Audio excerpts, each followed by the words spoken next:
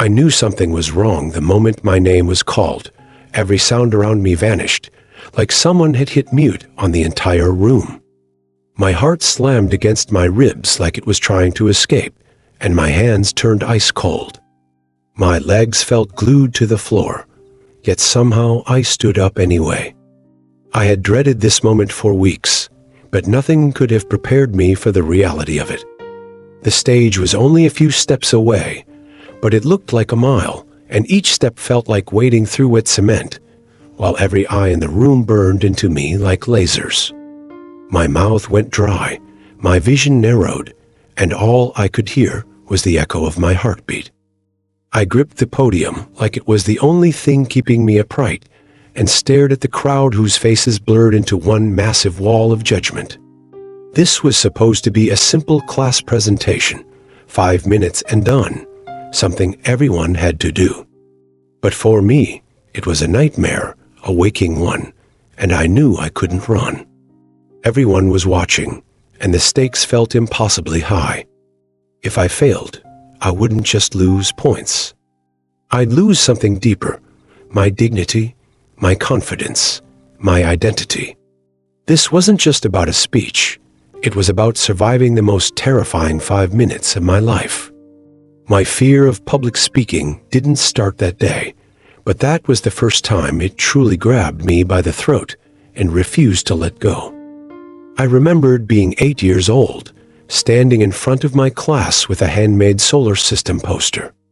We were asked to share one interesting fact about our favorite planet. I had picked Saturn, but as soon as it was my turn, my mind went blank. I stood there staring at the floor until the teacher gently asked me to sit down. I didn't know what that was then, only that it felt like my body had betrayed me. It wasn't nervousness. It was panic, humiliation, and shame all rolled into one. After that, I avoided every situation that might require me to speak in front of others. I faked sick, skipped school, begged to go last, hoping we'd run out of time. It became a reflex, a learned response that only deepened with age. By high school, it wasn't about planets or book reports anymore. It was about getting through each class unnoticed, uncalled on, unseen. The fear wasn't logical. It didn't care how prepared I was or how well I knew the material. It just whispered, "You will fail. You will freeze. You will be judged." And I listened every time. As I got older, the fear became something darker, more consuming.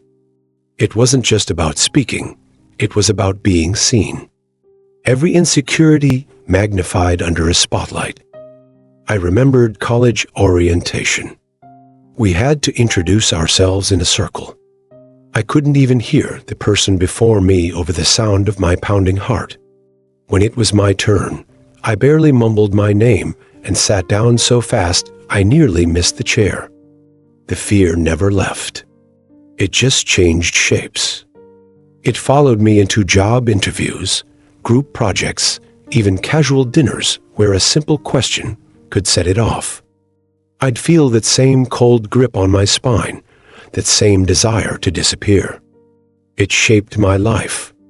I turned down leadership roles, skipped networking events, backed out of life-changing opportunities, all because I feared that paralyzing exposure, that feeling of being naked under fluorescent lights in a crowd waiting to judge. I told myself I was shy, introverted, but the truth was I was terrified. Not just of failing, but of being seen failing, with no way to hide it. I knew it was irrational, but fear doesn't need logic. It only needs silence. And I gave it everything. I became an expert at avoidance. I scanned syllabi for presentation dates and pre-planned sick days. I partnered with talkative teammates so they'd naturally lead.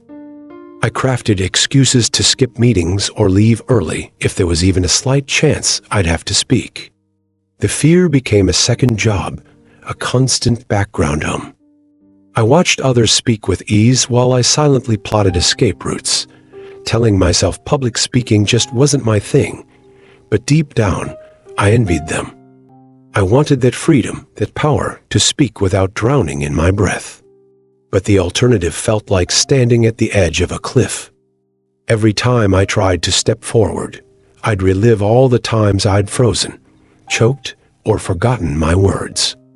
That mental reel kept me retreating, punishing myself for being afraid, but too scared to try again.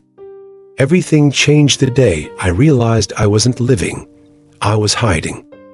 I had been offered a job that required occasional presentations. Nothing huge, just internal meetings. I turned it down immediately, citing vague reasons. But the truth was I panicked, and I could feel myself shrinking, not just from that job, but from my life. That night, sitting in my car, I cried, not over the job, but over the pattern. I had let fear dictate my life. I thought of every no when I wanted to say yes. Every moment I let pass. Every person I watched do what I longed to. That night, I made a promise. The next time I got a public speaking opportunity, I'd say yes, no matter what. A week later, I followed through. A local community group held monthly speaker nights, informal, supportive, low pressure. I signed up for a 5-minute talk and instantly regretted it. But I didn't back out. The fear came in waves. I lost sleep. My stomach churned. I rehearsed in front of a mirror dozens of times, shaking, forgetting lines, panicking. But I kept going. On the night of the event, I arrived early, tried to leave twice, but stayed. When they called my name, I walked to the front, legs trembling, mind screaming. I took a breath and spoke. My voice cracked. My hands shook. But I didn't stop. I stumbled, lost my place, but finished. The applause wasn't polite, it was supportive. I sat down, heart racing, but alive. More alive than I had felt in years. That moment taught me something important. The fear didn't vanish, but it changed. I had changed. After that first speech, something inside me opened. I still felt fear every time, but now it came with pride. A quiet strength. I started saying yes more. Small events. Short introductions. Each one chipped away at the wall I had built around myself. People noticed. They said I seemed more confident, more grounded. And for the first time, I believed it too. Public speaking wasn't just a skill, it became a mirror, showing me who I was, how much I had grown, and how far I still wanted to go. I still get nervous. I still sweat. I still over-rehearse. But I don't avoid it anymore. I face it. Because on the other side of fear is freedom, the freedom to be seen, to be heard, to belong.